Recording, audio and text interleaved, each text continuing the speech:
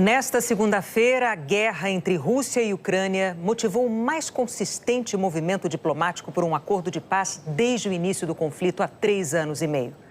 Na Casa Branca, em Washington, o presidente dos Estados Unidos recebeu mais uma vez o colega ucraniano Volodymyr Zelensky.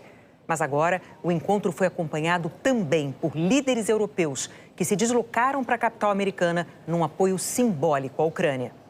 Mas, antes de contar como foi essa reunião de peso, é muito útil relembrar como esse conflito na Ucrânia começou e por que a Europa está preocupada com futuras agressões da Rússia a outros países. Vladimir Putin considera a Ucrânia berço cultural e espiritual da Rússia. Mas a decisão de invadir o país, lançando o maior conflito da Europa desde a Segunda Guerra Mundial, tem também componentes geopolíticos. O presidente russo vê como ameaça à Rússia a possibilidade de a Ucrânia estar sob o guarda-chuva da OTAN, a aliança militar do Ocidente.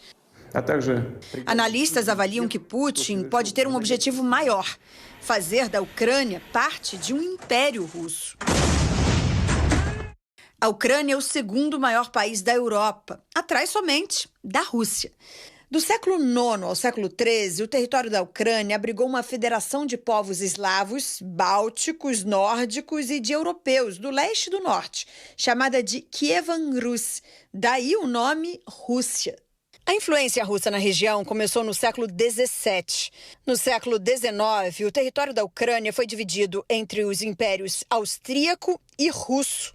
Mais tarde, na Primeira Guerra Mundial, os ucranianos declararam a independência, que durou pouco, de 1917 a 1920. Em 1922, a União Soviética incorporou o país. No início dos anos 30, entre 3 milhões e 7 milhões de ucranianos morreram de fome por causa da política de coletivização agrícola soviética.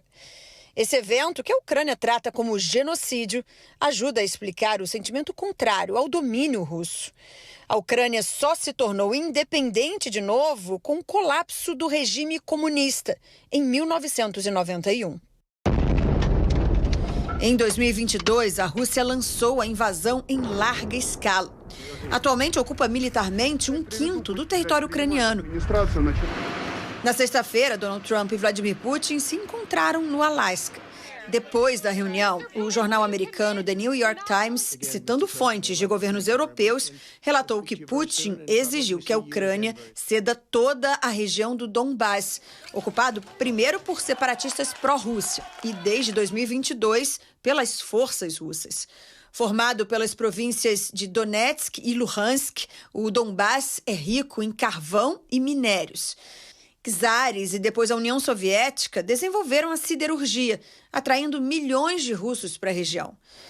Além de ter sua própria existência ameaçada, a Ucrânia hoje está longe de ser aceita na OTAN. Um dos critérios para o ingresso na Aliança Militar do Ocidente é estabilidade territorial e ausência de conflitos. Historicamente, países que se sentiram ameaçados pela Rússia buscaram a OTAN para tentar se proteger. Foi o caso da Polônia e das nações bálticas, Estônia, Letônia e Lituânia, nos anos 1990 e no início dos anos 2000, diante do colapso da União Soviética. Em meio à guerra da Rússia contra a Ucrânia, Finlândia e Suécia também solicitaram a adesão à OTAN. A Finlândia compartilha uma longa fronteira com o território russo, mais de 1.300 quilômetros. Assim como a Ucrânia, a Geórgia também sonha fazer parte da aliança, mas também não entrou ainda, principalmente por causa de ocupação russa em regiões separatistas. O continente europeu não está preocupado apenas com a aliada Ucrânia, mas com o próprio futuro. Por trás de tanto apoio está o medo de que qualquer concessão à Rússia crie um precedente perigoso e abra caminho para ambições ainda mais expansionistas de Vladimir Putin. Analistas apontam um precedente histórico.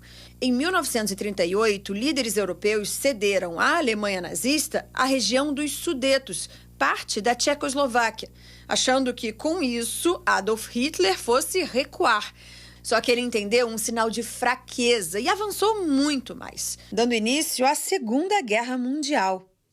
O britânico Keir Giles, especialista em Rússia da Chatham House, destacou esse exemplo. Ele, que no ano passado lançou o livro Quem vai defender a Europa, explicou.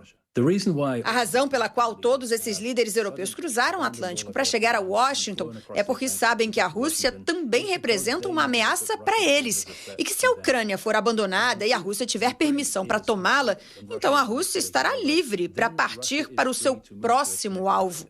E concluiu: Vladimir Putin tem sido muito claro sobre suas ambições de reestabelecer de fato o Império Russo.